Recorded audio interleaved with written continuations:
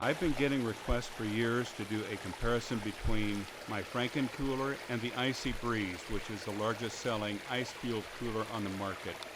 Basically, the Icy Breeze is a wheeled cooler with a handle. It's a very, very stylish unit. It's beautifully designed. The cooler itself is super high quality. The unit has a 3-speed blower switch with 3 different airflow speeds. It also has a mister function, which I tried and frankly wasn't very impressed with.